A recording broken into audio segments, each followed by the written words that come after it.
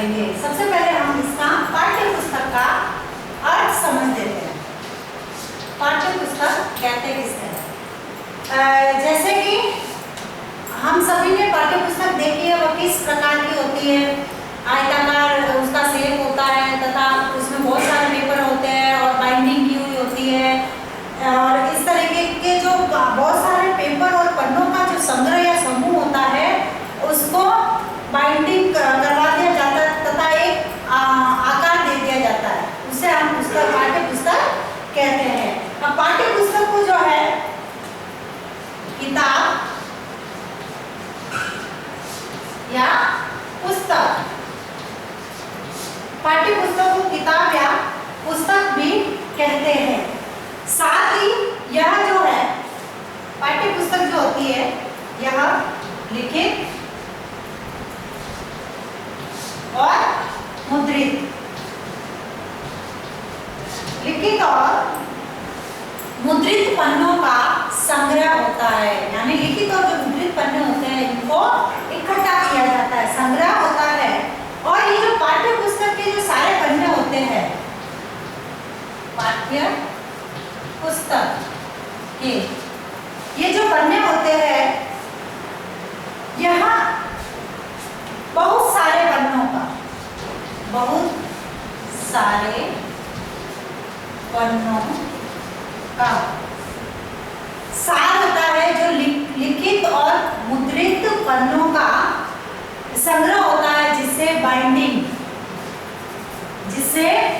Binding करा दिया जाता है, और वही जो पन्ने होते हैं बाइंडिंग होने के बाद एक पुस्तक का रूप धारण कर लेते हैं। तो इसे हम पाठ्य पुस्तक के नाम से जानते हैं।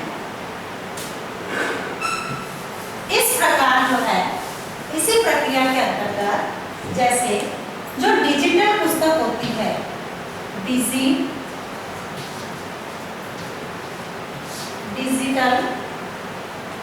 पुस्तक,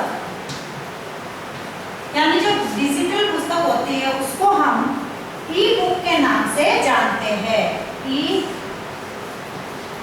बुक कहते हैं, डिजिटल पुस्तक को ई बुक कहते हैं, क्योंकि हमें ऑनलाइन प्राप्त होती है। और हस्तलिखित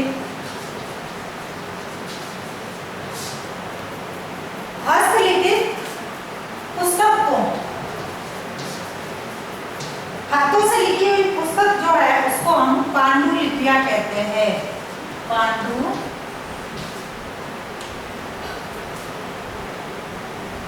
पांडुलियां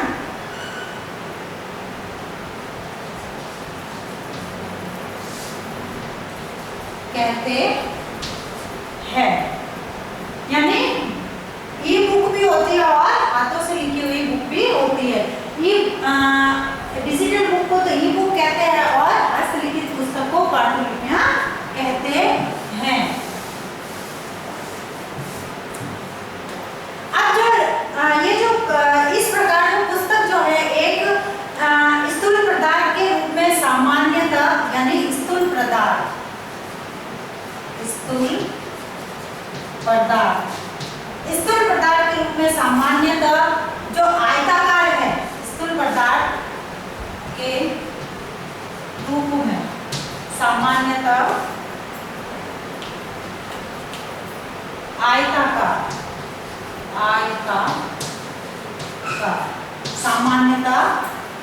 आयताकार पृष्ठों का एक पुलिंदा होता है, क्योंकि बुक का जो शेप होता है वह आयताकार शेप में बुक होती है, इसलिए इसको आयताकार पृष्ठों का एक पुलिंदा कहा जाता है, जिसे कागज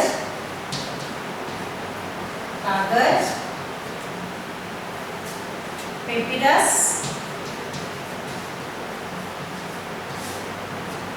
चर्मपत्र,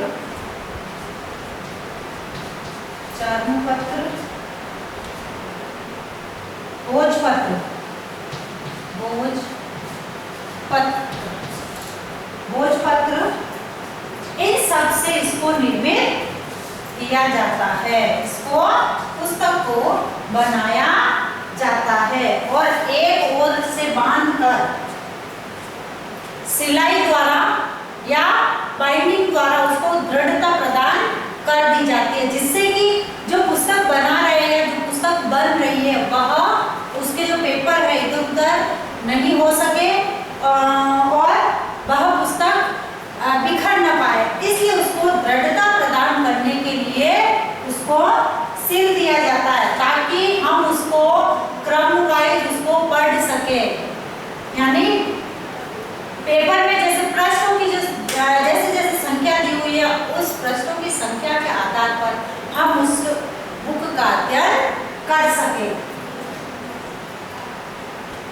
इस प्रकार पाठ्य पुस्तक के आधार पर हम कह सकते हैं कि पाठ्य पुस्तक में ज्ञान का भंडार होता है, ज्ञान का भंडार है। यानी पाठ्य पुस्तक जो है उसमें अथाह ज्ञान का भंडार होता है, क्योंकि उसमें बहुत सारे विद्वानों के कथन होते हैं, बहुत सारी ऐसी शिक्षण सामग्री होती है जो कि पाठ्य पुस्तक में सम्मिलित की जाती है, जिसका कि ज्ञान प्राप्त करके विद्यार्थी और शिक्षक या फिर इस पाठ्य पुस्तकों को पढ़ने वाले का जो ज्ञान होता है उसमें वृद्धि होती है। इसलिए कहा है कि पाठ्य पुस्तक ज्ञान का भंडार होता है।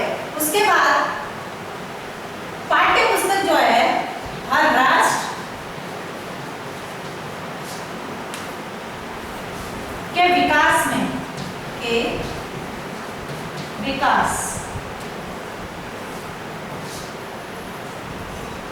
में मानवीय संसाधन के विकास पर निर्भर होती है। यानी पाठ्य पुस्तक का जो हर राष्ट्र के विकास में योगदान रहता है, तथा जो मानवीय संसाधन है उन मानवीय संसाधनों के विकास में भी पाठ्य पुस्तकों का योगदान रहता है।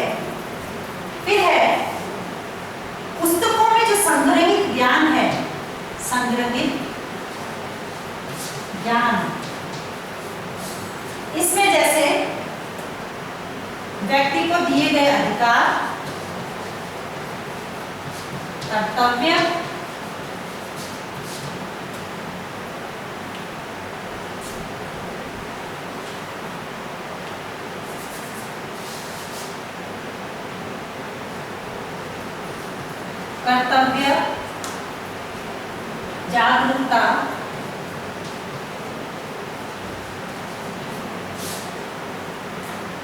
जागरूकता, समस्याएं,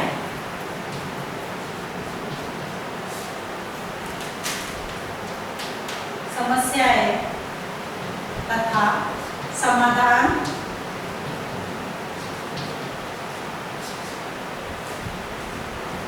स्वतंत्रता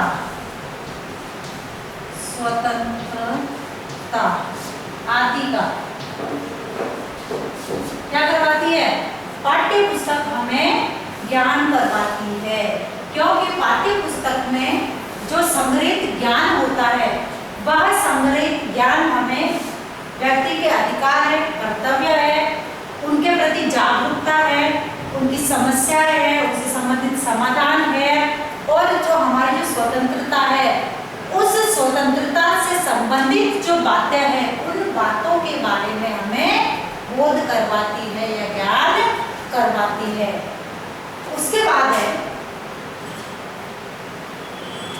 जैसे पाठ्य पुस्तक में विभिन्न प्रकार के जो दार्शनिक है, दार्शनिक,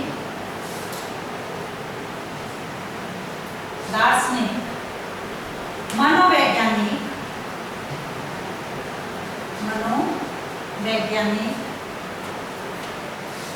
महापुरुष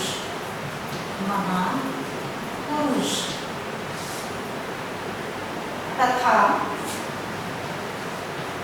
विद्वान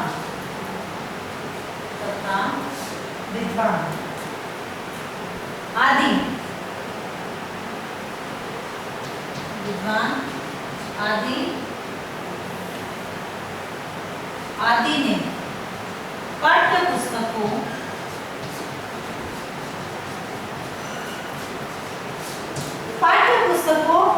के द्वारा ही ज्ञान प्राप्त किया है। यानी इसका मतलब है कि जितने भी जो दार्शनिक हुए हैं, मनोवैज्ञानिक हुए, महापुरुष हुए, विद्वान हुए हैं, ये सब महान कब बने?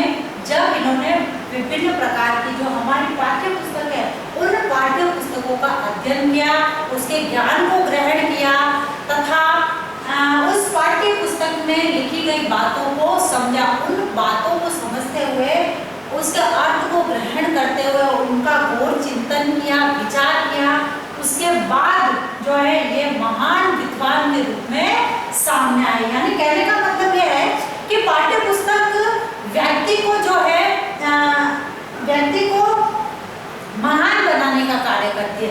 जब तक व्यक्ति पाठ्य पुस्तक का अध्ययन नहीं करेगा तब तक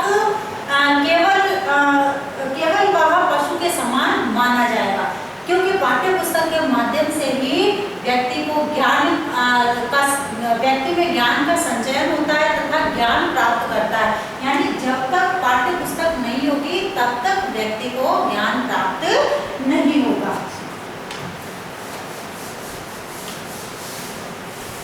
फिर है जैसे पाठ्य पुस्तक का जो ज्ञान है वह भूत, वर्तमान और भविष्य, भूत, वर्तमान और भविष्य काल को आपस में जो है समायोजन करने का कार्य करती है। यानी पाठ्य पुस्तक में भूतकाल में जो घटनाएं घट चुकी है या वर्तमान में क्या हो रहा है या फिर भविष्य में क्या होने वाला है, इन सब चीजों को आपस में समायोजित करके, संग्रहित करके व्यक्ति को ज्ञान प्रदान करती है और इन सबको समायोजन करने का कार्य भी पाठ्य पुस्तक करती है। इस प्रकार पाठ्य पुस्तक जो है व्यक्ति के जीवन में महत्वपूर्ण भूमिका अदा करती है। इसी संदर्भ में परिभाषा दी है बार तथा बर्टन। बार तथा बर्टन ने कहा है कि संयुक्त राज्य अमेरिका संयुक्त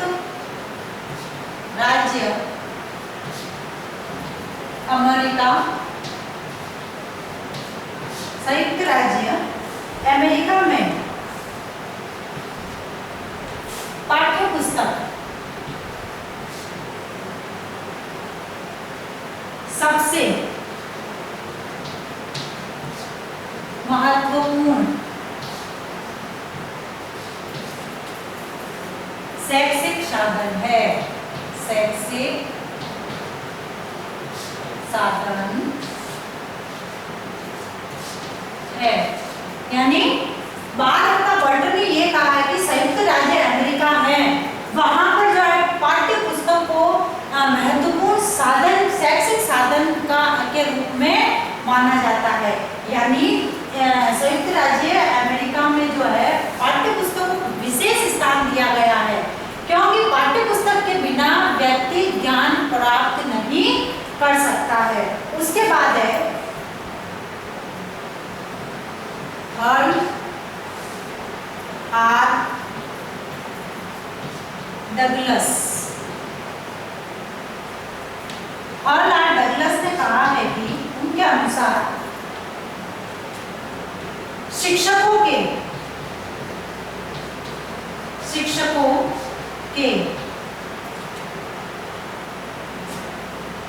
बहुमत ने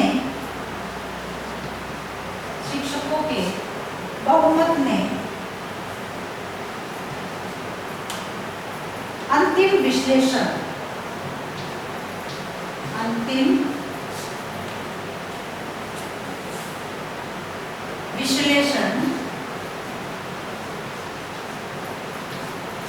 के आधार पर, अंतिम विश्लेषण के आधार पर पाठ्य पुस्तक पाठ्य पुस्तक को क्या और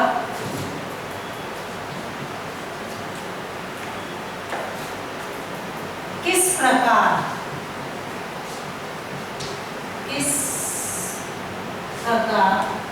पढ़ाएंगे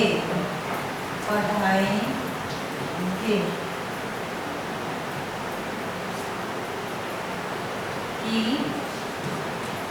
आधारशिला बताया है। आधारशिला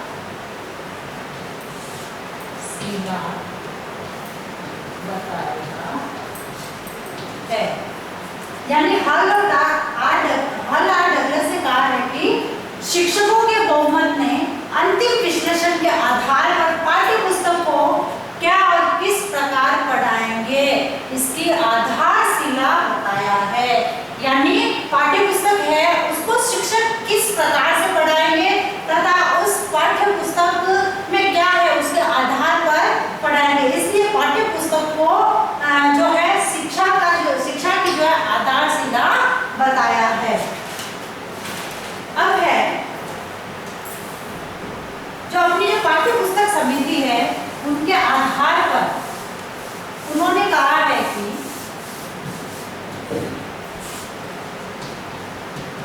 पाठ्य पुस्तक समिति उन्होंने कहा है कि जिस प्रकार प्रिंस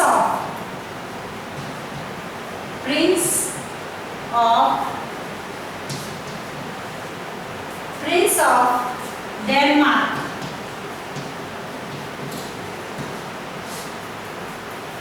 के अभाव में हेमलेट की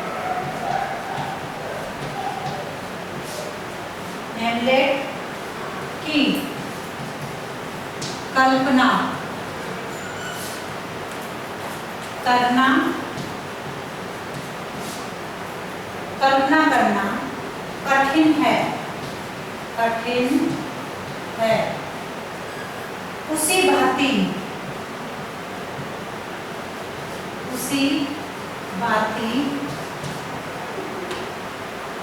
पुस्तकों के अभाव में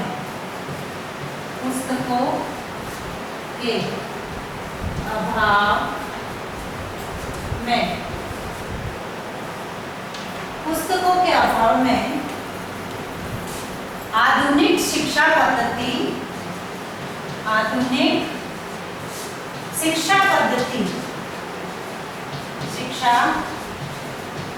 पद्धति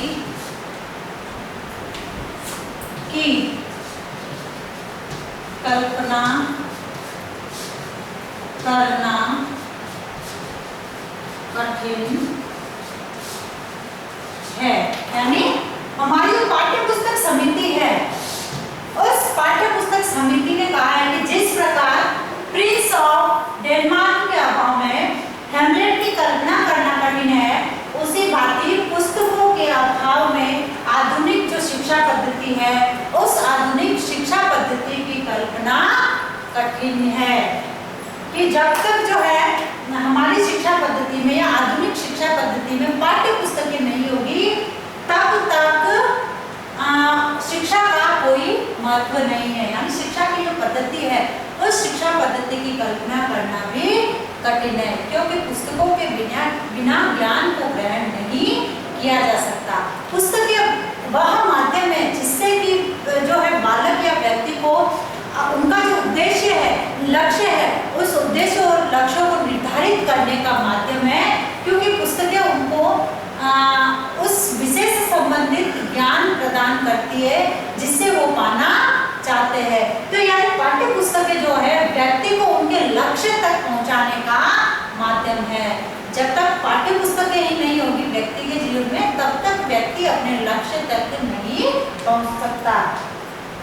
अब पाठ्य पुस्तकों की आवश्यकता क्यों है?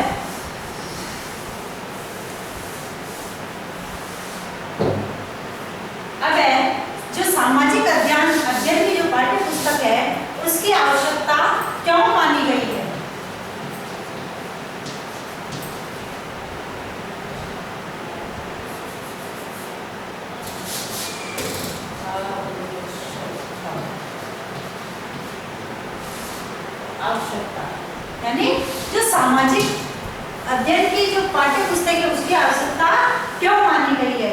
क्योंकि सामाजिक अध्ययन जो है वह एक नवीन विषय है, नवीन विषय है और इसमें जो उपयुक्त जो पाठ्य पुस्तकों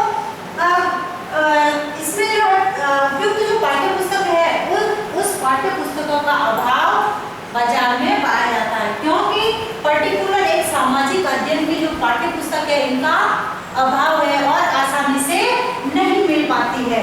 जैसे सर्वप्रथम जो है इसमें जैसे इतिहास, क्योंकि यह विभिन्न विषयों का संग्रह माना गया है, जिसमें इतिहास से सम्मिलित है भूगोल, उसके बाद है नागरिक शास्त्र, नागरिक शास्त्र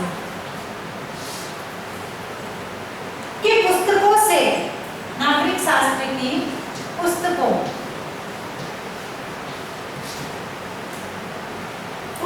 से मनोरथ पूर्ण करने का प्रयास किया गया। यानी सामाजिक अध्ययन की जो विषय सामग्री है उसको इतिहास है, भूगोल है, नागरिक शास्त्र है, इनकी पुस्तकों से जो है हमारा जो व्यक्ति का जो मनोरथ है वो पूर्ण करने का प्रयास किया गया, किंतु वह नहीं हो पाया। परंतु इस प्रयास से कोई लाभ नहीं हो सका। क्यों नहीं हुआ? क्योंकि सामाजिक अध्ययन जो विषय है वह सामाजिक अध्ययन जो है एक समन्वित विषय है, क्योंकि इसमें इतिहास से संबंधित बातें भी आती है, भूगोल से संबंधित बातें भी आती है, नागरिक शास्त्र से संबंधित भी आती है, समाज शास्त्र से संबंधित आती है। इसलिए जो है यह विभिन्न विषयों के समन्वय से बना है।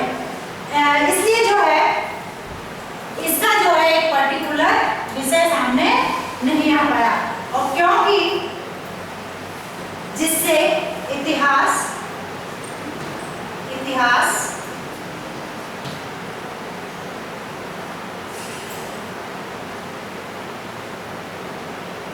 भूगोल, नागरिक शास्त्र,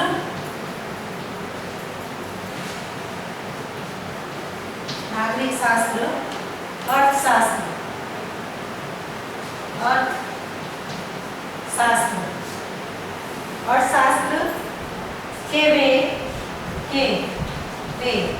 7 तत्व आते हैं, 7 तत्व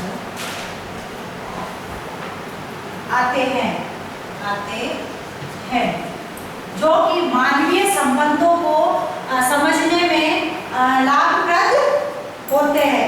इसलिए कहा गया है कि ये जो सारे विषय हैं ये मानवीय संबंधों को समझाने का प्रयास करते हैं और उनके लिए लाभप्रद भी माने गए। फिर भी जो है सामाजिक अध्ययन की जो पाठ्य पुस्तक है उसकी आवश्यकता को अनुभव किया गया है, जो कि इसकी आवश्यकता इस प्रकार सबसे पहले है शिक्षक के दृष्टिकोण से आवश्यक, शिक्षक के दृष्टिकोण से आवश्यक, यानी सामाजिक अध्ययन की जो पाठ्य पुस्तक है वह यदि शिक्षक के दृष्टिकोण को देखते हुए माने तो शिक्षक के दृष्टिकोण से सामाजिक अध्ययन की जो पाठ्य पुस्तक को आवश्यक माना गया है। क्योंकि सामाजिक अध्ययन की जो पाठ्य पुस्तक है उस पाठ्य पुस्तक की शिक्षक को भी आवश्यकता होती है। वह इसलिए कि उस सामाजिक अध्ययन की जो पाठ्य पुस्तक के द्वारा शिक्षक को यह ज्ञान प्राप्त होता है कि उसको क्या करवाना है, उसे बच्चों को क्या पढ़ाना है, क्या सिखाना है, तो शिक्षक के दृष्टिकोण से यह आवश्यक है। उसके बाद है इसकी जो विषय सामग्री है, विषय सामग्री का ज्ञान, इसमें जो है सामाजिक विज्ञान की जो भी विषय सामग्री है, विषय सामग्री का ज्ञान तथा उसकी व्यवस्था तथा ज्ञान तथा उसकी व्यवस्था तथा उसकी व्यवस्था को जानने के व्यवस्था के ढंग को जानने के लिए सामाजिक विज्ञान की जो पाठ्य पुस्तक है उसकी आवश्यकता शिक्षक को होती है। यानी सामाजिक विज्ञान विषय की सामग्री क्या है, उसकी व्यवस्था क्या है, उसका ढंग क्या है, उससे ज्ञान उसको जानने के लिए इसकी आवश्यकता मानी गई है। उसके बाद है शिक्षक के लिए पथ प्रदर्शक का कार्य करती है। पथ प्रदर्शक यानी पाठ्य पुस्तक जो है शिक्षक को मार्ग दिखाने का कार्य करती है। फिर है इससे जो है सीमाओं का आभास होता है। सीमाओं का आभास, इससे जो है सीमाओं का आभास होता है। फिर है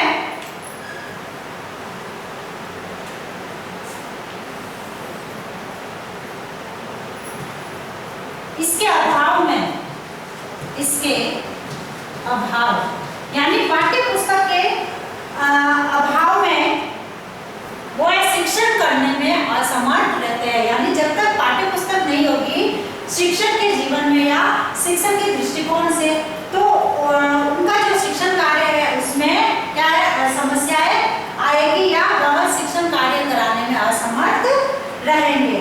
फिर है पाठ्य पुस्तक जो है शिक्षकों के लिए अनिवार्य व आवश्यक मानी गई है, क्योंकि इसके द्वारा उनको जो है उस शिक्षण सामग्री का ज्ञान होता है कि विद्यार्थियों को क्या करवाना है।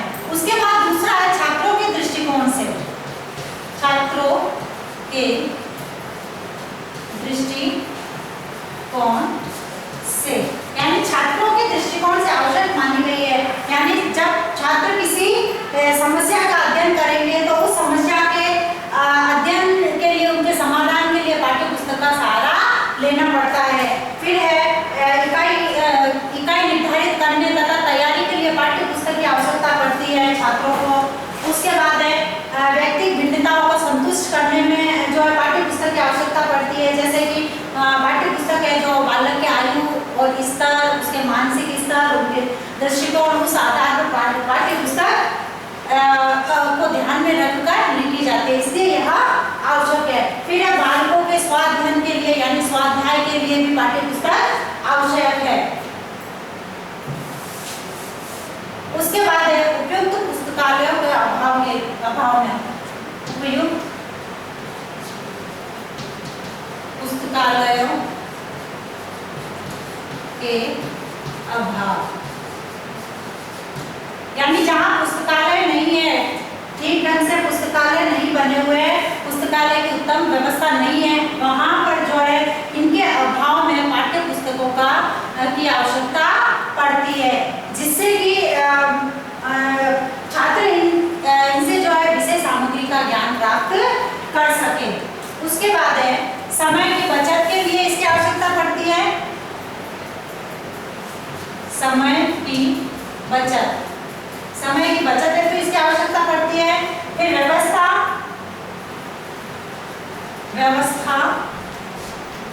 एवं क्रमबद्धता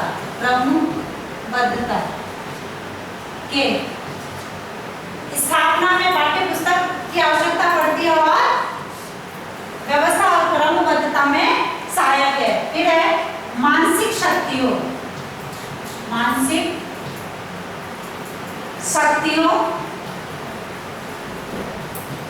शक्तियों की स्थापना में सहायक है। जैसे कि छात्रों की स्मरण शक्ति तथा तर्क शक्ति, इससे जो है विकास किया जा सकता है। पाठ्य पुस्तक के माध्यम से इनकी जो तर्क शक्ति और विकास शक्ति है उसमें वृद्धि की जा सकती है। फिर है लास्ट इसका है उत्तम स्तरों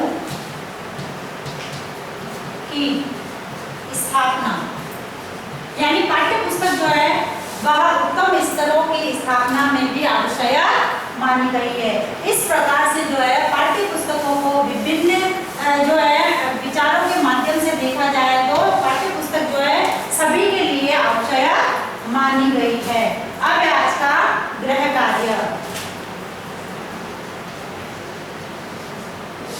पाठ्य पुस्तक का अर्थ बताते हुए इसकी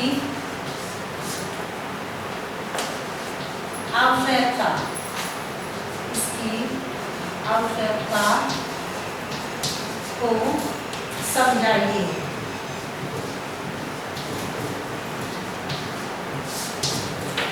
धन्यवाद।